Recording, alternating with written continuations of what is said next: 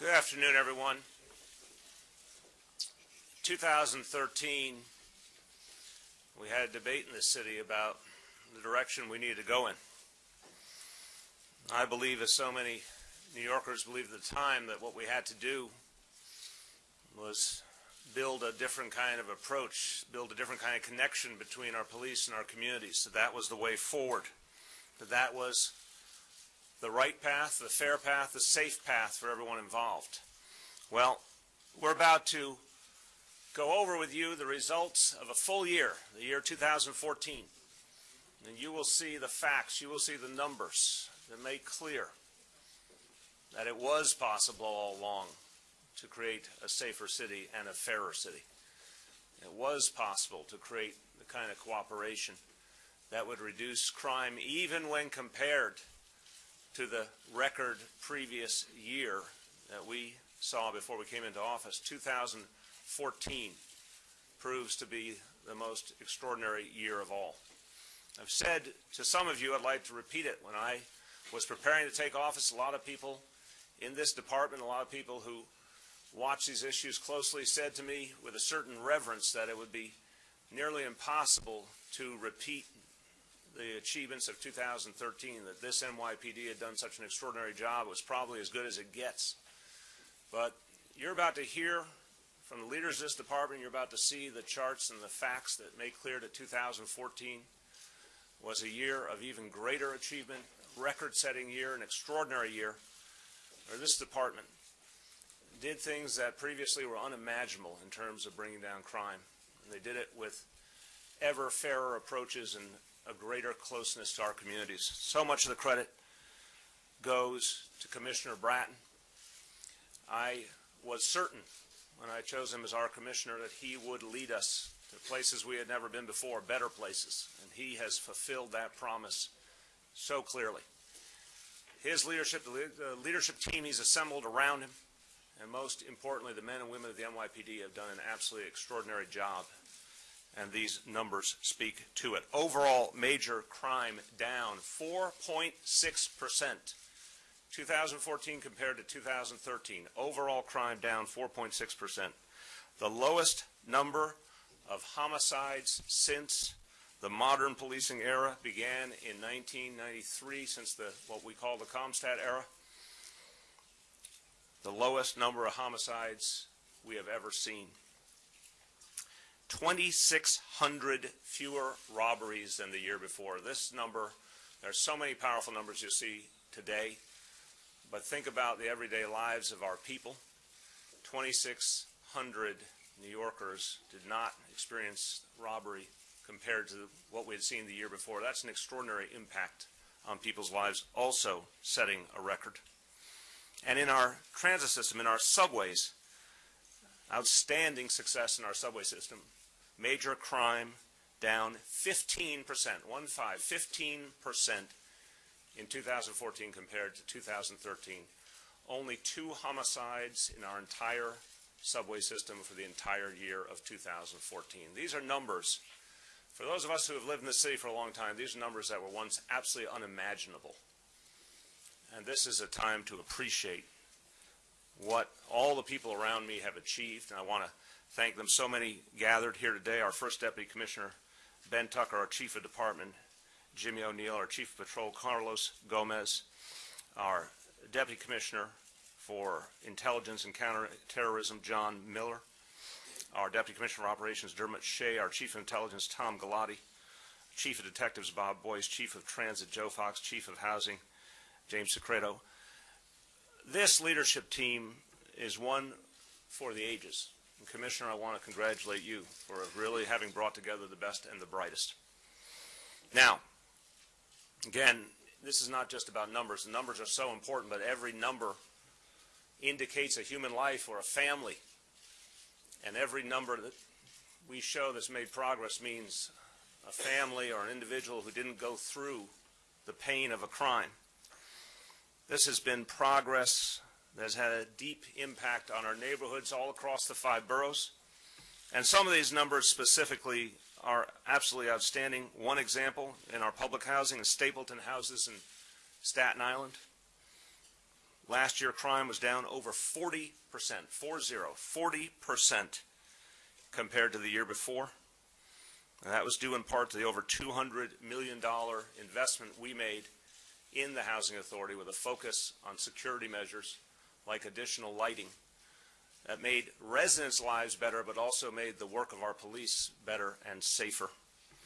And the human impact in these situations goes beyond just being free from crime. It improves people's lives, their sense of well-being, their sense of freedom. People in so many of our public housing developments have been able to feel their lives getting a little better, be able to be outside a little more, have a sense their kids would be safer because of these actions, because of the work of the men and women of the NYPD.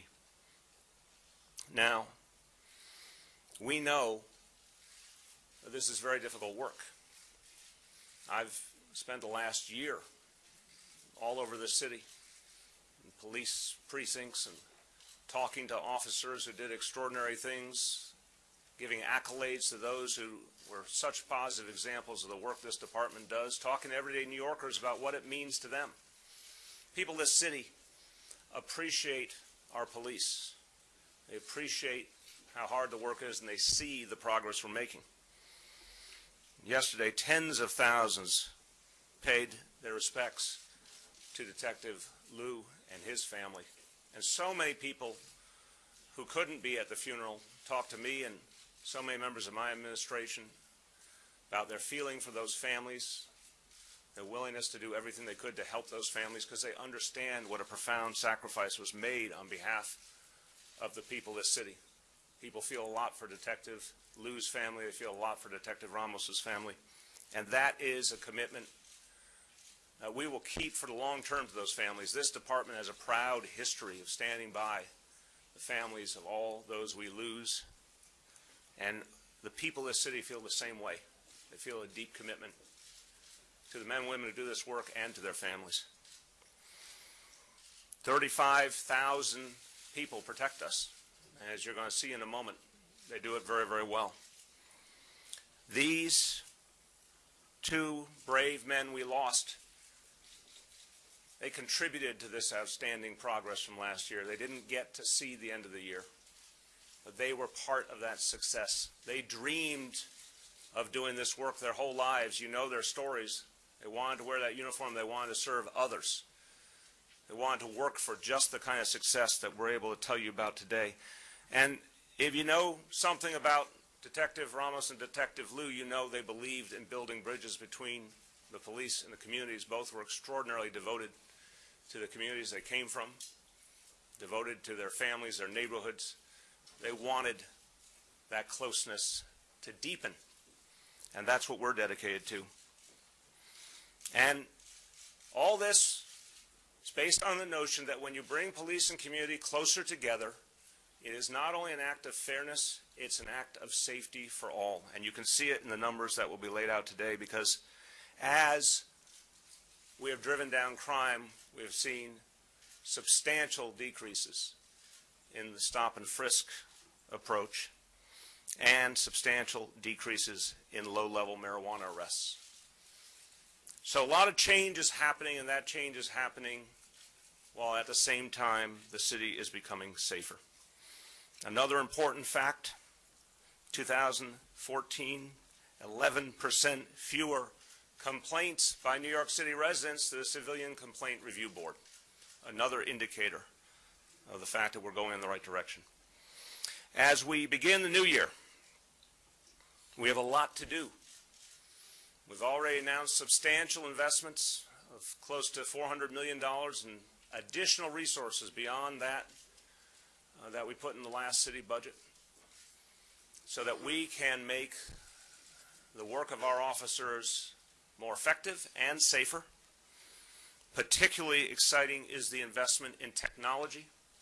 The fact that every patrol car will have tablets, every officer will have a smartphone, the information they need will be at their fingertips instantaneously. Something we never could have imagined years ago.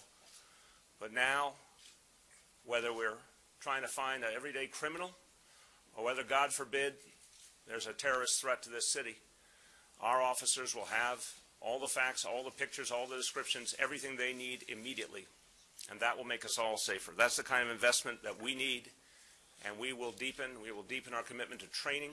That will become an ongoing part of the work of this department, tactical training, training that will make officers more effective and safer, training that will help them work more closely with the communities they serve. A lot to be done, but we have momentum. We have momentum in terms of reducing crime. We have momentum in terms of bettering the relationship between police and community and keeping our officers safe. We're going to build upon that momentum in 2015. This is the world's greatest police department. There's no doubt about it. I've said it many times. I never have any fear of contradiction when I say that statement. It is the world's greatest police department. I've traveled all over the world, and people speak reverently about the NYPD. They want to learn from the NYPD. They want to visit this building, talk to its leaders, learn about its technology, its strategies. It's been true for many years. It's been particularly true since this man brought us the ComStat approach and so many other innovations that have been the basis for the constant improvements of safety made over 2 decades plus. And it is the world's greatest police department because it is constantly committed to getting better. This is not a department that rests on its laurels. This is a department that believes in innovation, believes in constantly working to build upon previous successes. I keep saying that records were set this year, this year just past 2014. Records were set that were unimaginable, particularly compared to that extraordinary year of 2013. I believe we're going to set some more records in 2015 because we have the talent, we have the commitment, we have the leadership to do it. Let me close by saying that rather than get lost in the daily back and forth by the loudest and most disrespectful voices, those that have been so loud in this debate in recent weeks, let's talk about where we need to go as a city. Let's talk about a positive vision. Let's talk about what the people of this city want us to do together. And I'll tell you, this is the vision I think we will see play out in the near future in New York City. I see a New York where our streets will be even safer. I see a New York where citizens and police officers are partners in the endeavor of making us safer. Respectful partners working together for the betterment of our neighborhoods. I believe that positive vision will win the day. I believe it's what the people are demanding of us. The people want us all to come together. The people believe that we can do better. And that positive vision will prevail over the negative visions, where the loudest voices of disunity and discord dominate the news cycle. We will be as good as the people we serve. We're going to find a way forward together. That I'm convinced of. With that, let me just say a couple words in Spanish before I turn to Commissioner Bratton and Deputy Commissioner Shea. Gracias al Departamento de Policía de Nueva York, nuestra ciudad es hoy más segura que nunca. Continuaremos mejorando las relaciones entre la comunidad y la policía y haciendo de Nueva York la ciudad más segura del país. With that, I want to introduce someone who has a lot to be proud of today, and it builds upon an extraordinary record of decades of achievement and a lot more to come in terms of both making this city safe and bringing police and community closer and closer together. Our Commissioner, Bill Bratton. Thank you, Mr. Mayor. Thank you. Good afternoon. The Mayor has already introduced the leadership team that's on either side of me. A number of them will speak during the course of the press conference relative to crime statistics that we're reporting to you, crime statistics for 2014. But first off, let me thank the Mayor for the support and leadership that he has given this past year. Support that has been extraordinary, as he's already referenced, over $400 million in additional funds over and above the budget that we began the year with. Funds that the manifestation of their benefit will be felt this year, 2015. 2015 will be one of the most significant years in the history of this organization. it will be the year of technology, in which we literally will give to every member of this department technology that would have been unheard of even a few years ago. And technology that is going to significantly improve our ability to not only fight traditional crime, but also help in so many other ways to work with the citizens, residents, and visitors to the city. It will also continue to keep the city safe against terrorism, so that while today's focus is on the more traditional crime, that we should also keep in mind that in 2014, the city was once again kept very safe against terrorism. We had the lone wolf attack on our 4 officers that resulted in a significant injury to one of those officers. But other than that, this has been once again another year, repeating every year since the events of 9/11, where that other priority of the department has remained a priority. So as we go forward into 2015, the results of the efforts of 50,000 members of this department over the past year, 2014, that we're going to report to you in a moment, I want to thank the men and women of this department. I certainly want to thank the leadership team here that gets to work with them every day for their efforts, those efforts that have resulted in this city being even safer than it was in the years before. And we are very confident that moving forward into 2015, we'll be able to keep crime rates in this city as low as they've ever been, and we'll work very hard to make them even lower. I first came to New York City in 1990 as chief of the transit police. At that time, the population of the city was 7.4 million people. The subway system at that time was handling about 3.5 million riders a day and losing ridership because of the deplorable conditions in the subway. In that year, there were 22 murders in the subway. On average, I was looking every morning at over 50 major crimes committed in the subway system. Polling done of residents of the city at that time, many of them felt that more than half of the reported crime in the city was occurring in the subways, that the conditions looked so bad. Today, on average, 5.5 to 6 million people ride that system every day, and on average, we're experiencing about 6 crimes a day. You have a 1 in 1 million chance of being the victim of a serious crime on the subways of New York. It's truly one of the safest in this country. And it's a reflection of the city as a whole. Back in 1990, with 7.4 million residents of the city, you had about a 1 in 15 chance of being the victim of a serious Part 1, the 7 Part 1 crimes that we're going to speak to today. 1 in 15. Today, the crime numbers that we'll report to you, it's about 1 in 84 in a city that now has 8.4 million people living in it. Dramatic crime declines that have now continued for 21 years uninterrupted, and we are confident as we move into 2015 they will continue uninterrupted as we go forward. So, Mayor, the commitment and the infusion of resources that you've given to this department, that we are making great use of them.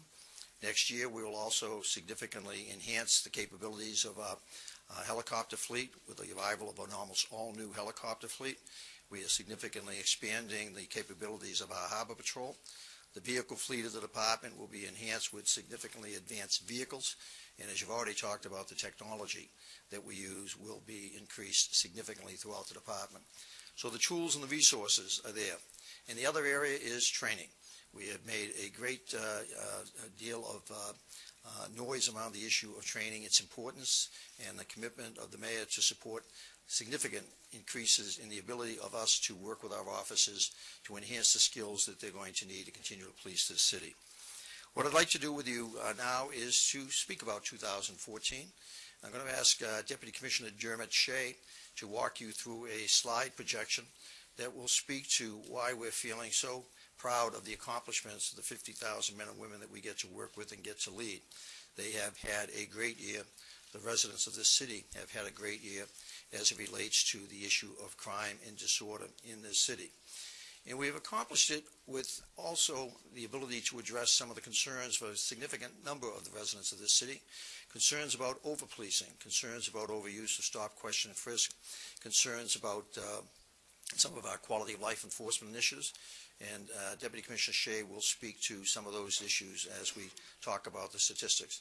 We'll then be available to answer any questions you might have relative to the presentation on topic, and then after answering any questions, I and the leadership team here on topic will be available to speak to you on other issues of interest that you might have. But with that, let me ask Dermot Shea to come up and walk you through the presentation that will be on the slide screen in back of me, as well as the ones on the side of the room. Dermot?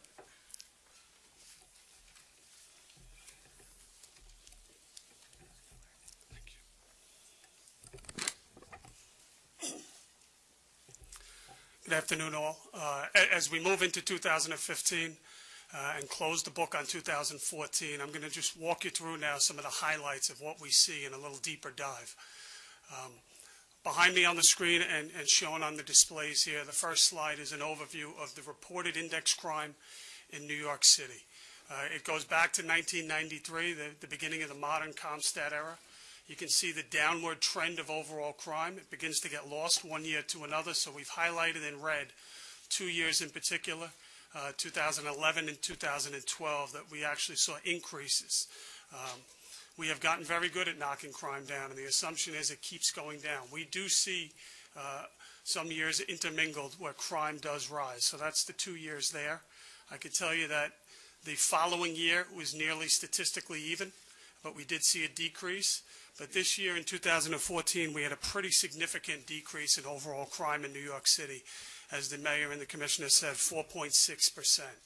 A little behind the number of 4.6% is that every borough in New York City saw a decrease in crime, which is not always the case. I can tell you from looking back at many years of crime records. Whether it's at Staten Island, Brooklyn, Manhattan, Queens, or the Bronx, every borough saw a decrease in index crime this year. And then you're going to see on the slides to come, we saw decreases in housing, we saw decreases in transit. So all in all, across all different types of crime categories, with the exception of grand larceny auto, we saw reductions in index crime. The next slide here is essentially the same pictorial. It's just shortened to a 10-year period to kind of highlight to you the 2 years where we had increases in crime, followed by this year's 4.6% decrease.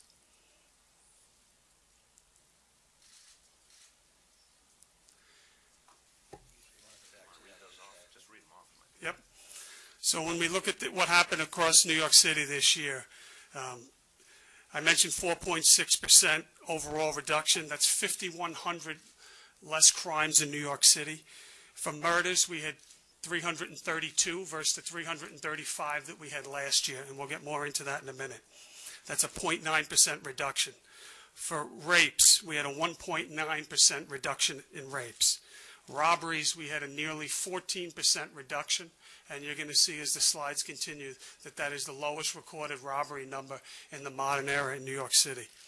We saw a 1% reduction in felony assaults, a 4.4% reduction in burglary, and as I mentioned, grand larceny auto was the one with an increase of 4%, and that was driven primarily by Ford Econoline vans, which we saw a spike earlier in the year. We had ballooned to about 5 to 6% increase, and we pushed that down and ended the year at 4%.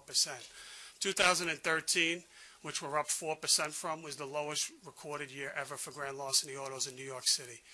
And the last category of our 7 index crimes is the grand larcenies, which we were down nearly 4%, approximately 2,000 less grand larcenies, which is reflective of increased commitment of manpower that was devoted into that crime type earlier this year.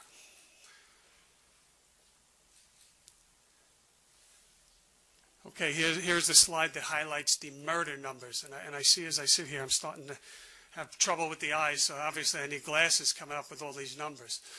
This has been a phenomenal murder year in New York City. Last year was the lowest recorded murder number at 335 homicides. We have surpassed that this year with 332 murders. Some numbers of note, approximately 19% of our murders occurred in housing jurisdictions. That was a decrease. We saw a decrease in shooting incident murders. We saw a decrease in domestic murders. That's just some of the highlights. All in all, the lowest recorded year that we have seen going back to 1993 in the murder category in New York City.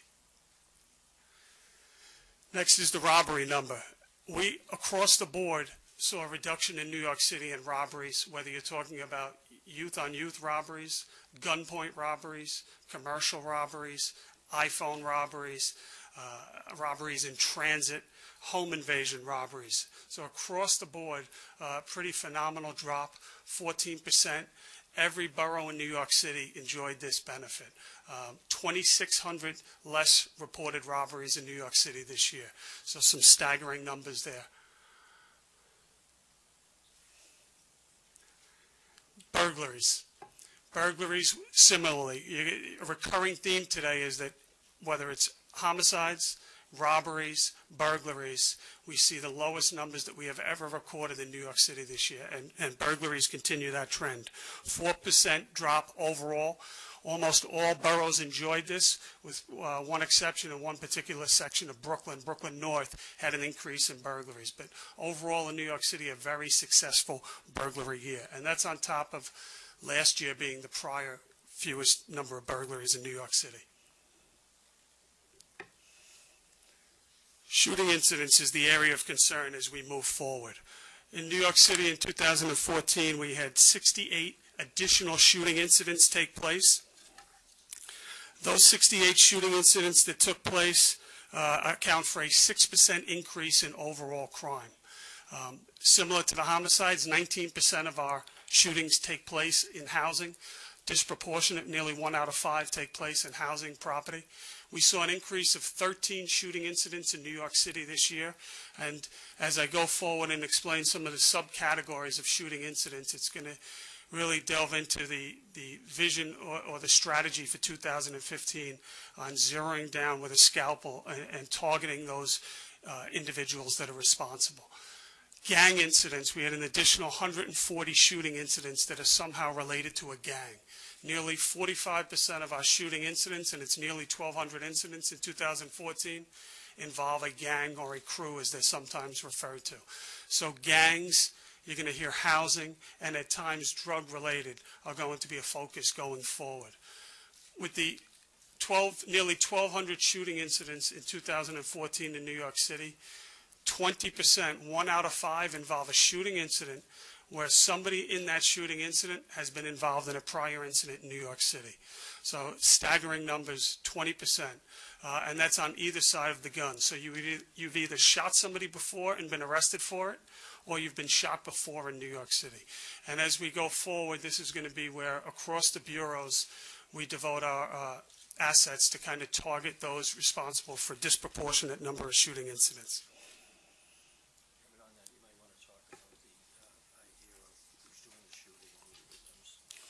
What we've seen in the analysis of shooting incidents, the victims tend to be male.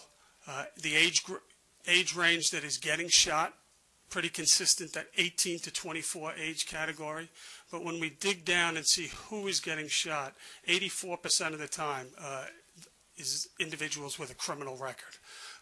So when we look at those factors combined with who is most often getting into shooting incidents, we look at heavy gang concentration, as I said, 45%, an increase in narcotics shootings, but by and large, gang is going to be the focus going forward. We did see the #1 borough that had an increase. I said we were up 68 shooting incidents this year.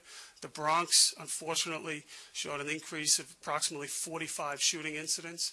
But with that said, that's the second best year ever for shooting incidents in the Bronx.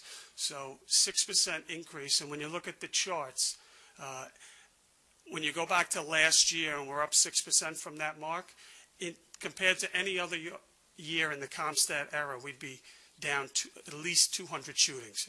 Actually, the next closest year is 202 shootings.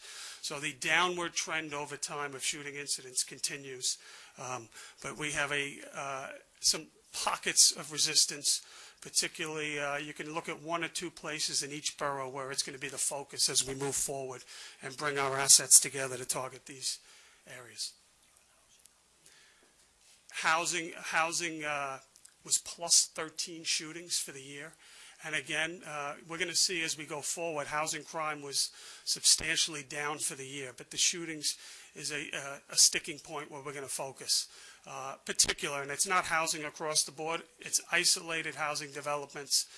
Edgemere and the Rockaways was a difficult area for us this year. Bayview in Brooklyn, Bushwick in Brooklyn saw an increase of 5 versus 0. So there are isolated pockets that are really driving the numbers within the numbers. Transit, as we move forward now to individual bureaus and what we saw this year in New York City. Transit had a very successful year. Similar to the overall index crime number, we saw a reduction in transit-related crime that the commissioner alluded to across New York City. So again, whether you're in Brooklyn or the Bronx, Manhattan or Queens, Staten Island, transit crime was down. And it was down substantially, 14.8% overall for the transit-related crime.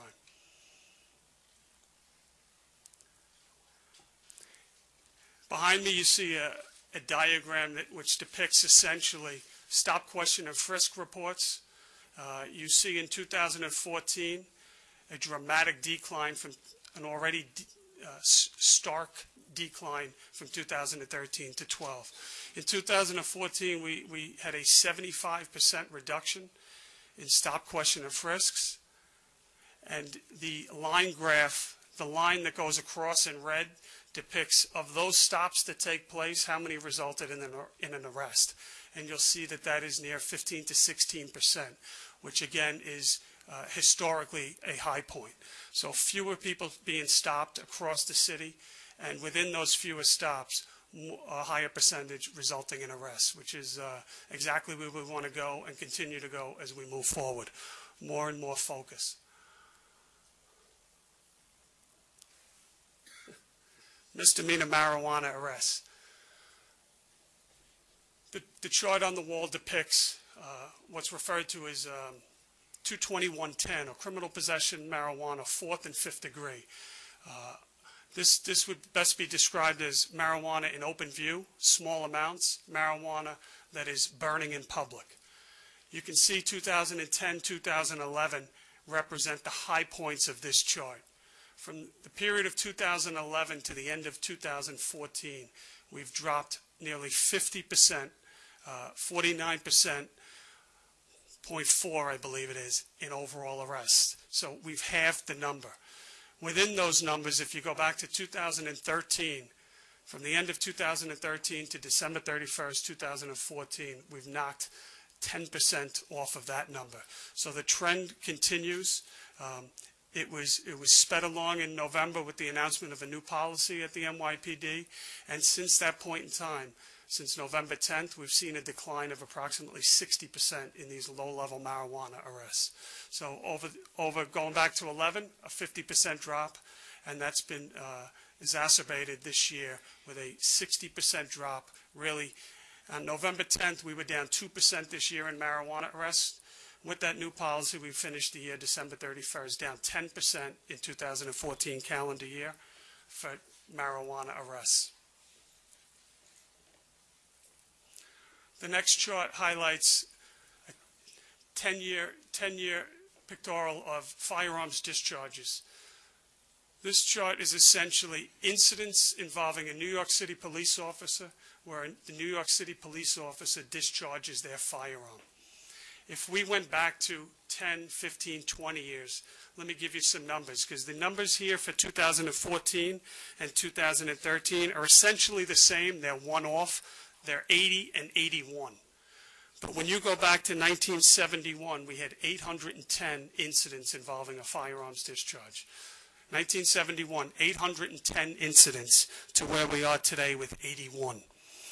80. In 1972, we had nearly 1,000 with 994 incidents.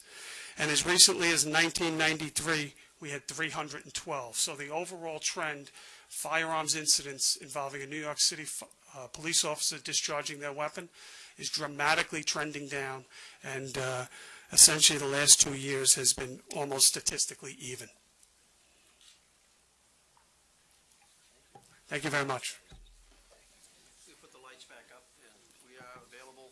Questions that you might have. I'll do this stuff first. Okay, right. So we'll do the announcements today first, and then other topics. Commissioner, looking at the 20-year slice from about 1993, there's a precipitous drop in reported major serious crimes. But as we get further along, we seem to be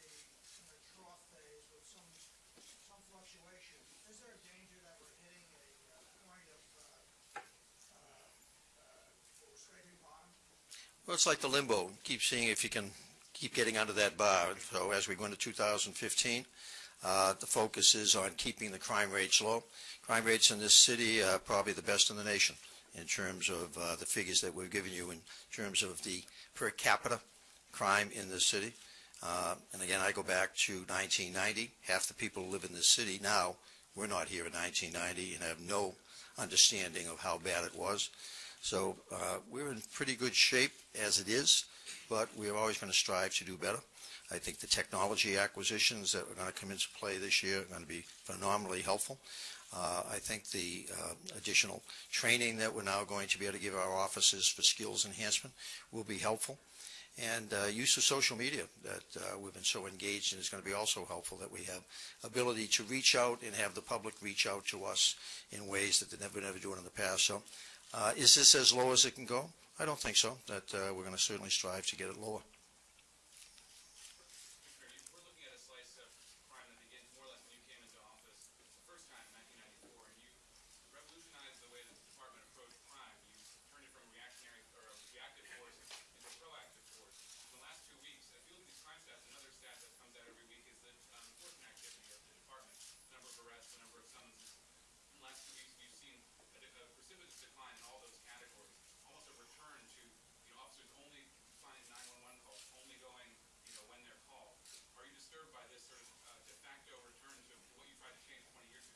We're watching that very closely. I'd point out that even with that decline in officer activity, that's impacted certainly by the events of the last month, that I don't think we've ever quite had a month like this past month, with the demonstrations beginning on December 3rd, the daily demonstrations that required the actions of thousands of our officers that spending a lot of time dealing with that.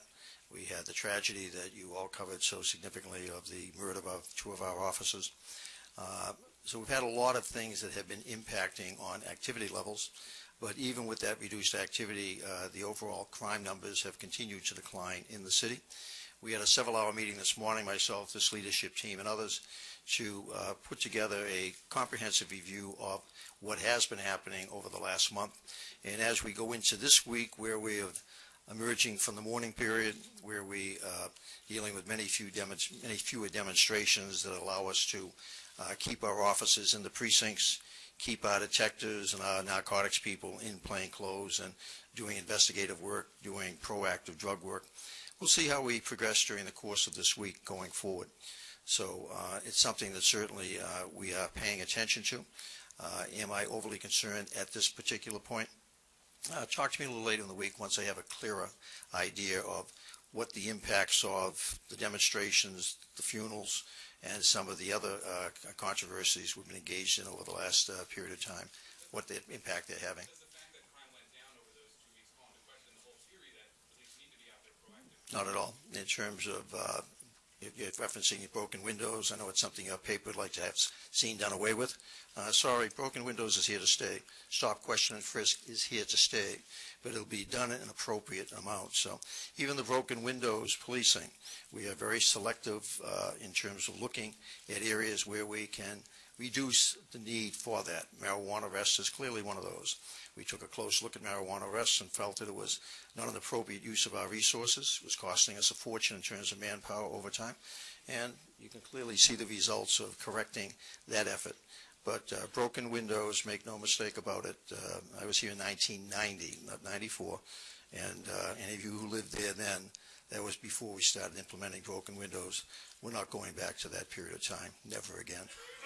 I just want to add these numbers that, again, I want to get us back to questions on this presentation. This is breathtaking, the information we have here. A lot of us were here in the 1980s, 1990s, and could never have imagined these kind of numbers. They are the result of a proactive strategy. They're a result of a number of strategies, one of which is the broken windows approach. That's why I believe in it, because it continues to drive down crime. And think of what that means for everyday people's lives. An ever safer city where people know that they're safe, their children are safe, their seniors are safe, their property is safe. It has immense ramifications for the economic well-being of the city. It's a strategy that's worked. I certainly don't think a few very aberrant days suggest anything compared to what you see over the course of a whole year of success. So I want people to take a moment to recognize just how momentous these figures are, especially when you consider that they were, in comparison to 2013, which literally, I couldn't tell you how many times people told me that was a year that could never be beat again. And in fact, it's been beat handily in many ways by the NYPD under Commissioner Bratton.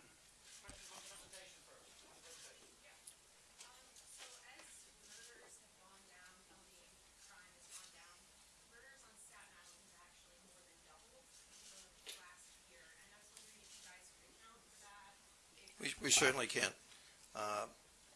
Crime spikes. Despite our best efforts, it's like you. Some days you feel good, some days you don't. You take medicine, you feel better the next day. Staten Island was an aberration this year, influenced by a couple of incidents that I'll ask Dermot to speak to, with some incidency of Bob Boyce on that particular issue. But that was an aberration and is not reflective of trending, but rather unique events that occurred there, double homicides as well as domestic incidents. So, Bob or Dermot, if you can speak very specifically to the homicide issue. Sure, Bob. Yes, ma'am. There was an increase quite substantial in Staten Island. We looked at it as far as motive. We found it was up 15 versus 8. What happened there was 7 of which are from robberies. That seems to be these armed robberies and burglaries. This seems to be the issue with Staten Island. Also, on New Year's Day, we had a double shooting at a bagel shop as well. So we're redoubling our efforts, looking at our strategies there to see if we can correct those issues. Queens North had a spike the rest of the city didn't have in domestics. So again, we'll redouble our efforts there and see if we can come up with a strategy to prevent that from happening this year. Staten Island, it was robberies, armed robberies that created the...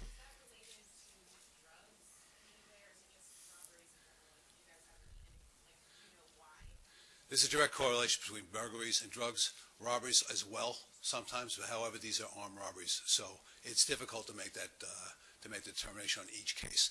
But if you're looking for a motive of why it jumped up in Staten Island, that is why, because of robberies. With regard to the slowdown or the drop-off in enforcement, arrests, and summonses, are you satisfied it's not a work action by the unions in the sense that some of the slowdown began after December 20th when the officers were shot?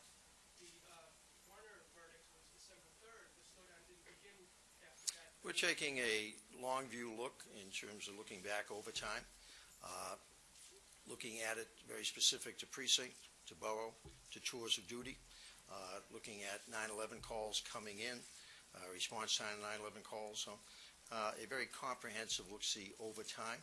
So at this time that I'd not use the term slowdown, which would indicate it's an organized or even comprehensive initiative. I'll know a little better in the next several days, as I indicated, and if in fact we feel, myself and the leadership team, that that's what we're dealing with, we'll call it that and we'll deal with it accordingly. But at this juncture, we're just trying to determine what in fact is going on. At the same time that we're putting out the same number of officers, so they're out there. The calls coming in reporting crimes are down fairly dramatically during this last couple of week period of time. So we are not in a public safety crisis by any stretch of the imagination in New York City at this time.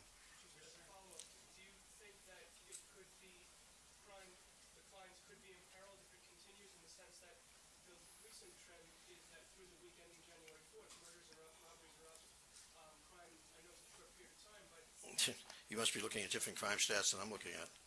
Through the week ending the 4th? If we're looking through the 4th, my chief of department summary this morning is through 2015, 2014, that we're down 3 homicides, 37%. We're down 9 shootings, 45%. So I don't know what you're looking at. I'm looking at what I get every morning, which is my chief of department report. Al, that's year-to-date. Those numbers are year-to-date. You might be looking at the week. We're looking at year-to-date. Okay, well, what I suggest you look at is what we're looking at is year-to-date, which is what we're working with, which is showing a decline and not an increase.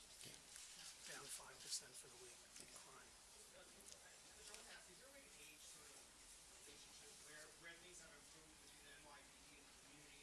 Is there any sort of way where things should, need to get better, where things have gotten better? Oh, we have, that is a great question as well. We've been focusing on crime. One of the reasons that you want to reduce crime is to find opportunities to work in a more intimate fashion with the community. And one of the things that this mayor's administration has been really focused on, as reflected by some of the structure of the NYPD, Susan Herman at the back of the room, Deputy Commissioner for Collaborative Strategies, that she's been working with Chief Fox, for example, on the mayor's initiative on dealing with the homeless. So in the subway systems, for example, dealing with that homeless population, we're working with various other city agencies to get some of those people out of the subways, into treatment, into shelter. So it's not just the police doing it. We refer to the mayor's committees as pop-up committees because, Edna, how many are you sitting on now? Edna is, along with Susan Herman, sits on. Pop-up committees are these collaborative committees that the mayor has formed around critical issues, mental health, homeless, domestic violence issues. So one of the great strengths that we have moving forward is that we're not in this alone, that every time we have an incident that involves family services, homeless, we have other city agencies that very quickly come in to work with us. I think the Ebola incident is a clear example of that, where all the various city agencies very quickly came together to work on that particular issue. Mr. Mayor, you might want to speak to that. I do want to thank you, Commissioner. I want to pick up on the Ebola point and make a couple other examples. When that crisis hit this city, it would not have been a shock if there was tremendous fear throughout the city. People were certainly worried there might be panic.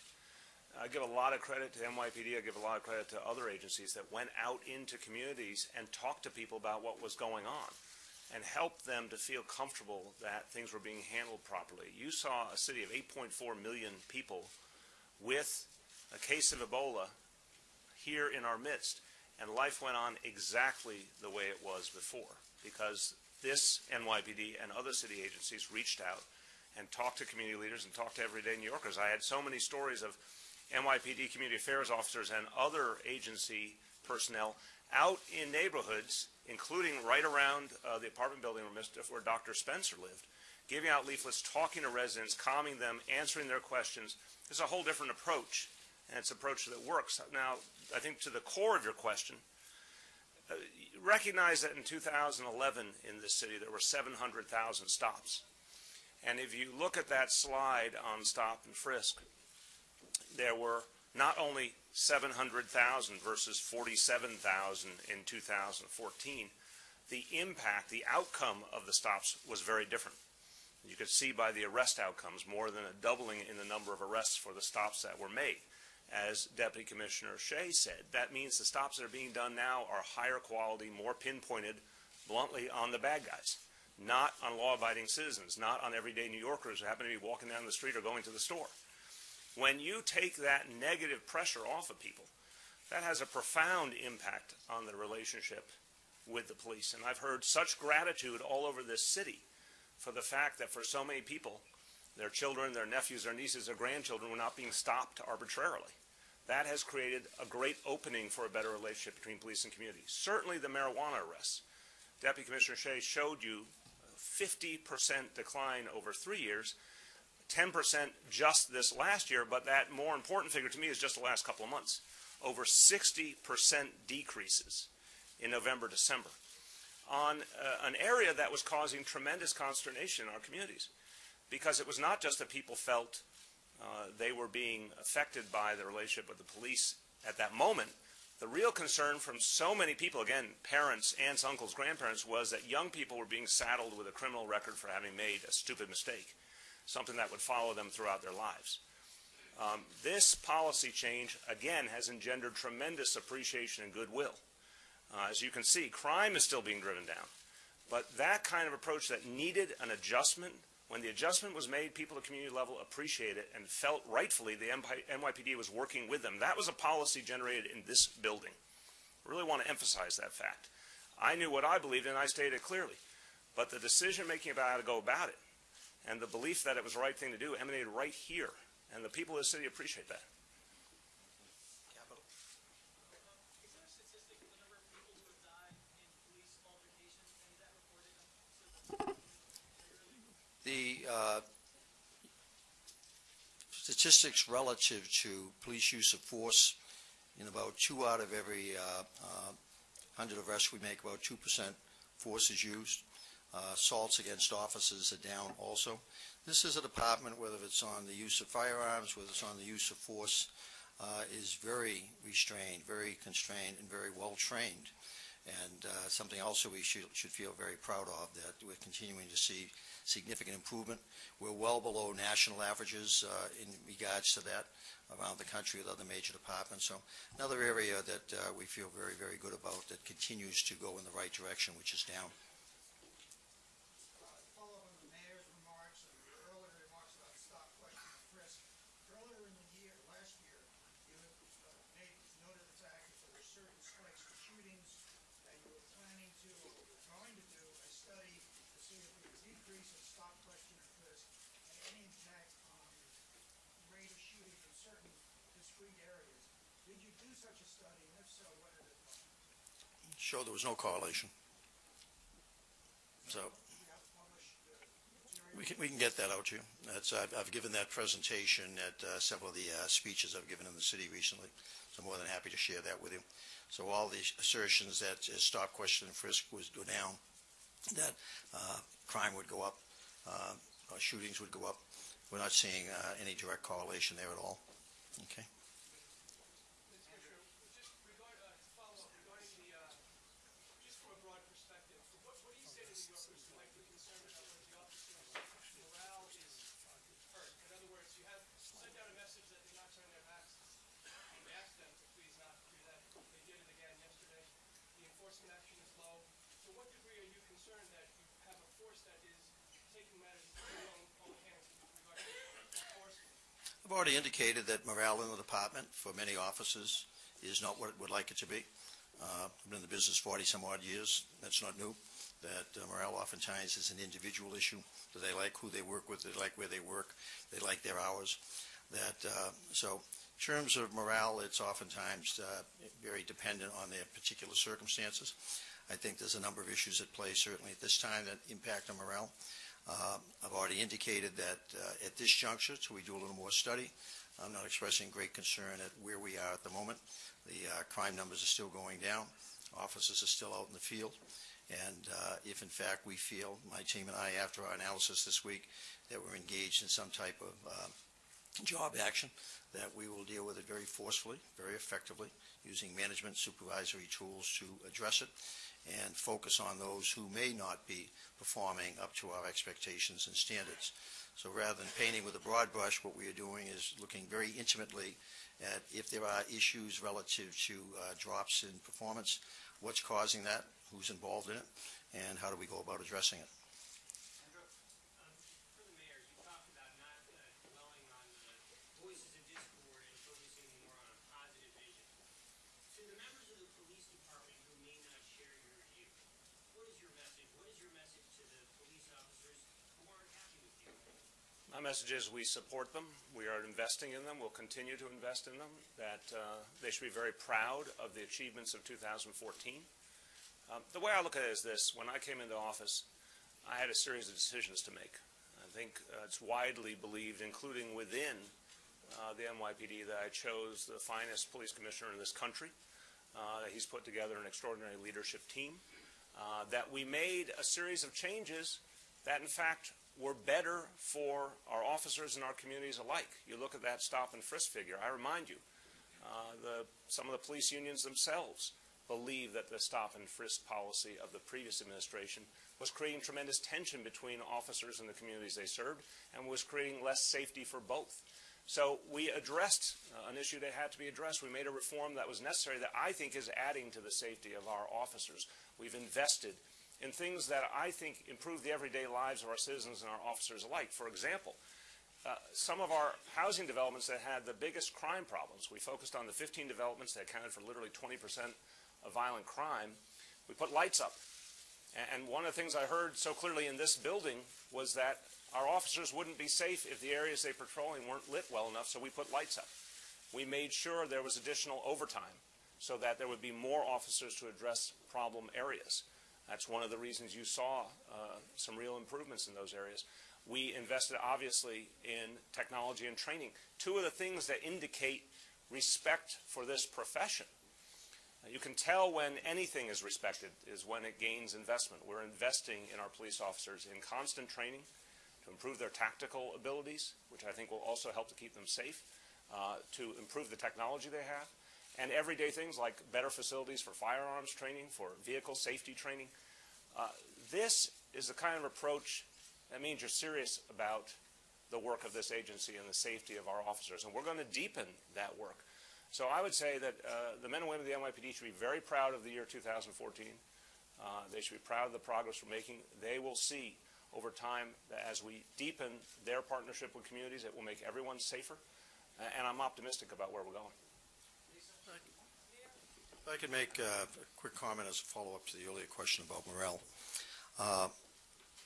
There's a lot going on in the department at this particular point in time that's of concern to officers. Contracts that the previous administration chose not to settle, this administration seeking very hard to settle. There's also the issue of the various retirement plans. Almost now a majority of my officers are now in a retirement plan that offers significantly less benefits than their predecessors received, an action that Governor Patterson took as he was leaving office that is having profound implications on officers who are injured in the line of duty. With a very young and now a constantly enlarging workforce that are now out on the streets of the city, that's of great concern to them and their families, the benefits if they're injured on the job. We also have issues of concern relative to indemnification in terms of the city willing to protect them if they're sued. There's a whole slew of issues, many of which the mayor and the police department, the administration of the department are actively looking at to see are there things that can be done to improve or address those concerns. The other issue that I think you need to take note of, that more than half of the members of this department live in New York City. Their families are here. They ride the subways. They walk the streets. Their kids go to the schools. They use the parks. If you think that those officers are going to risk the safety of their families and allow the other half who don't live here to risk the safety of their families, I don't think that's going to happen. I think officers are very mindful that if this city were allowed to be depoliced, some of the first that would be affected would be their families. So again, we will take a look at who is maybe not doing the work that we expect of them, but I don't intend to look at it with the broad brush. I will look very specifically, precinct by precinct, tour of duty by tour of duty, sector car by sector car, officer by officer, and we will deal with it very appropriately if we have to. We may see during the course of this week, as we come out of the turmoil of the past month, that things begin to return to normal on their own volition.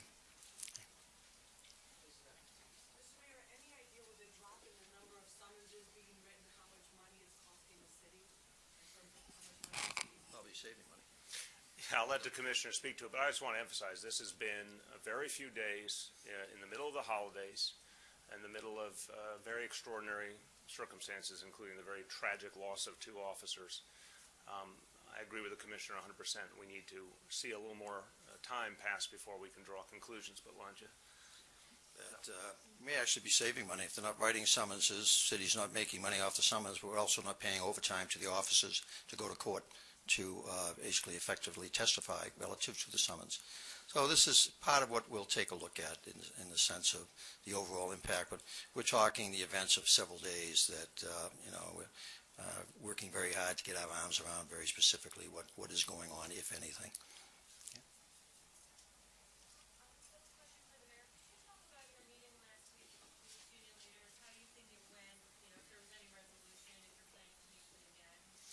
I don't think we went into the room expecting instant resolution of long-standing concerns. As the commissioner stated, even though the meeting was explicitly not about contracts and contract negotiation, the backdrop here is the absence of a contract over many years in the previous administration. We know that was true for much of our city workforce, 3-4 years or more that unions went without contracts, which is something unacceptable. So I think there's been a lot of issues that had come up even before we came into our respective roles here. I thought it was a productive meeting because there was a straightforward dialogue about the issue of officer safety, And we all made clear, Commissioner and Chief O'Neill and I, that we're committed to doing everything that we can to ensure safety. That a lot of the steps we are taking, we believe, will deepen officer safety. And that's something we want to work on together. So I think that was a productive conversation. I'm certainly willing to keep meeting so we can work on serious issues. There are political differences. That's not a surprise. Those political differences are not going to be resolved in one meeting or two meetings or three meetings. But that does not stop me from being devoted to doing all we can to keep our officers safe. And we'll get to some of you in the back. Okay. Yeah. Did it come up in the meeting that you had with the union chiefs about this continual, if you will, that you get kind of dissed at these two events prior to that meeting? And then also, despite the police commissioner's memo and note to officers to be respectful, that happened again yesterday. I wanted to see what your reaction was. And if we're on, it seems like we've gone into other topics now. If we could, I wanted to see if the commissioner, if we could get your reaction also to the fact that Senator Rubenstein is here at the time of these charges. All right, on the first of all, you're a gentleman, Dave, for holding your question until we covered the announcement of the day. I thank you for that. I said at the outset of the meeting with the police union leaders that I was not going to go into chapter and verse on the discussion of the meeting, that was not something I thought was appropriate to do, meaning that we were going to talk among ourselves respectfully, straightforward, and I would only give the broadest characterization of the discussion. So just so you know, I'm not going to get into detail on what happened in that meeting. On the bigger topic, look, those individuals who took certain actions these last week, or last 2 weeks really, they were disrespectful to the families involved. That's the bottom line. They were disrespectful to the families who had lost their loved one. And I can't understand why anyone would do such a thing in a context like that. I think it just defies a lot of what we all feel is the right and decent thing to do when you're dealing with a family in pain. I also think they were disrespectful to the people of this city, who in fact honor the work of the NYPD. Can't tell you how extraordinary the outpouring of feeling that I've experienced from New Yorkers of every kind, who feel very personally the loss of those two officers and feel what their families are going through. So at a time when I think the people of the city felt tremendous respect for the NYPD, some individual officers showed disrespect to the families and to the people of the city. Quite obviously, I had concerns about what I had witnessed at the previous funeral, and so that was the reason for issuing the memo that was read at all roll calls prior to the funeral. And I hope that it helped to encourage many officers not to engage in the actions of the few hundred out of the excess of 25,000 police officers who were there. I share the mayor's concern about the idea of what is effectively a labor action being taken in the middle of a funeral, where we are honoring the death of two police officers. I just don't understand it. I'm sorry that I just do not understand that. What was the need in the middle of that ceremony to engage in a political action? I don't get it. And I'm very disappointed in those who did not respond to my request. At the same time, I compliment the 20,000 plus who did what you'd expect at a funeral. They stood, saluted, and honored their comrades who had passed. So I think we need to focus much more on the vast majority who did what was expected, rather than the few who embarrassed themselves and effectively took so much attention. Looking at the papers this morning, the cover stories in so many of the papers focused on their actions, focused on them, the selfishness of that action, the selfishness of it. A funeral is not a place for that. Come demonstrate outside City Hall, come demonstrate outside police headquarters, but don't put on your uniform and go to a funeral and engage in a political action. I'm sorry. I feel very strongly about this. I do.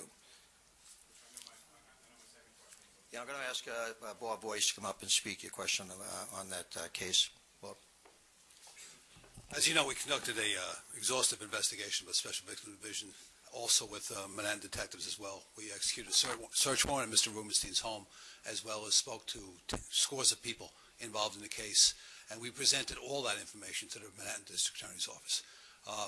What we do with allegations of sexual assault, that's how we operate. We go out and we get evidence, both video, witness, and physical evidence, and present it to them, and we go forward. I would direct your question to the Manhattan District Attorney's Office. We, as I said, we did a lot of work on the case and worked in collaboration with them, and they made that statement today.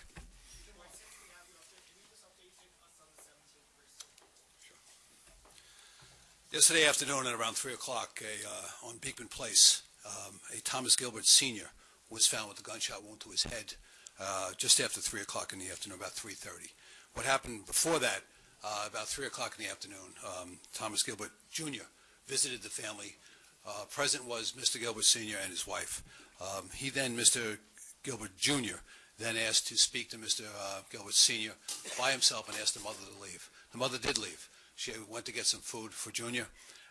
About 15 minutes after that, she had a bad feeling and decided to return. She got back to the apartment about 15 minutes later, and she found Senior on the floor with a bullet hole in his head.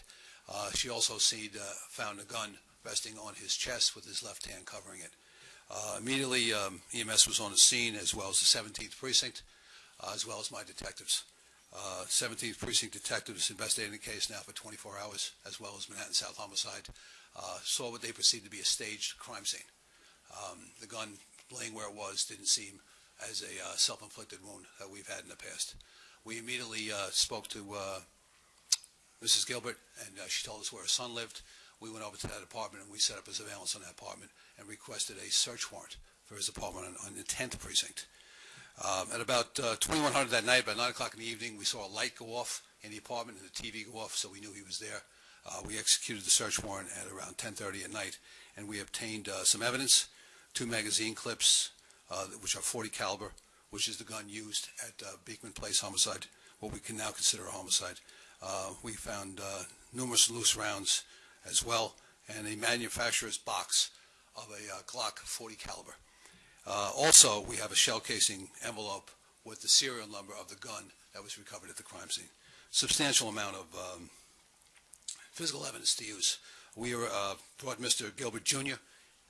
Into the precinct, and we arrested him at around 11 o'clock this morning, for the homicide and criminal possession of a weapon.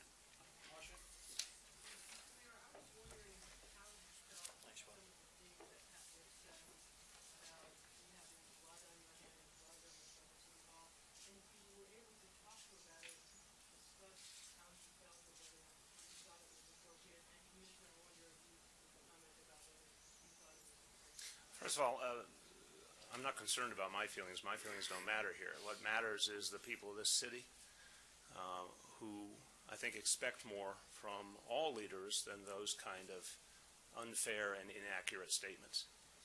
Obviously, it was a totally inappropriate statement, totally inaccurate, totally unfair. It's evident. So I'll leave it at that, Commissioner. I don't share this perspective that the mayor had blood on his hands or that any of his actions contributed to the death of those 2 officers. Don't share that perspective at all.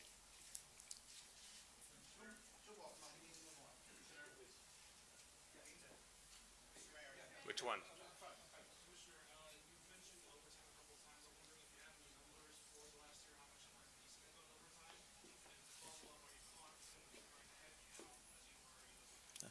I'm going to ask Chief of Department Jim O'Neill, who along with Chief of Patrol Carlos Gomez have been using that overtime and using it very well to keep the city very safe during this period of time. That I would point out that while there were traffic disruptions during the month of December with these demonstrations, that we had very few injuries, that we had very, very few incidents of vandalism, and did not have any of the incidents that some cities around the country are experiencing. And I want to compliment the 2 of them on their leadership and their guidance and their various borough commanders who participated over this past 3 to 4 weeks at very difficult times. So, Jimmy, if you could speak to the question that he had. Thank you. Hey, good afternoon, everyone. So I'm going to talk about two things. First, I'm going to speak about the summer violence reduction program we had. I don't know if any of you were here for the press conferences we had in July. We spent about $16 to $17 million on that program to help curb the rise we had in non-fatal shootings and homicides. And to that end, we had a very good, Dermot, back me up here, we had a very good August, September, and October as far as violence. As far as the policing the demonstrations, we spent so far, since November 24th, when the demos started, $35 million in overtime. And we've used $52,637 towards the duty to police those demonstrations.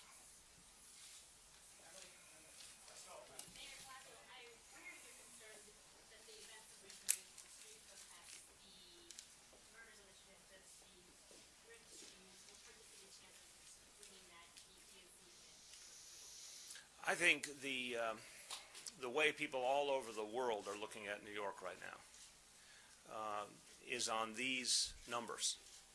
I really believe that.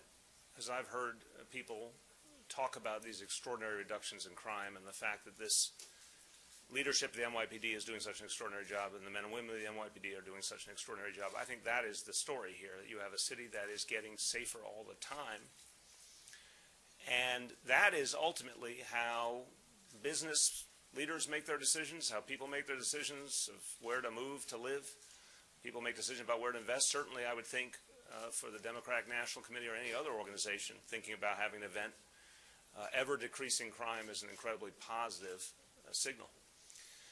I also think it's important to remember there have been so many expressions of respect over these last weeks for the way that this department handled what were complicated protest dynamics. You had, in one case, well over 20,000 citizens involved in one of the protest marches. That takes tremendous professionalism, discipline, skill to manage. There's been many, many events. The calls I've gotten from around the country, from mayors, from police officials, federal government officials, is calls of tremendous respect in terms of how this police force can handle any situation, no matter how complicated or how unexpected.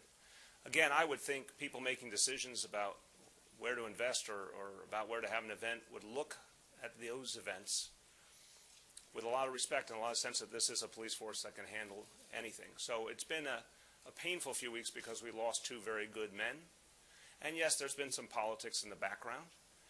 But in the foreground is an incredible year of success for this department. In the foreground is an extraordinary example of this department protecting people's democratic rights and really being an example to the entire nation. And I think that will be on the minds of a lot of people around this country.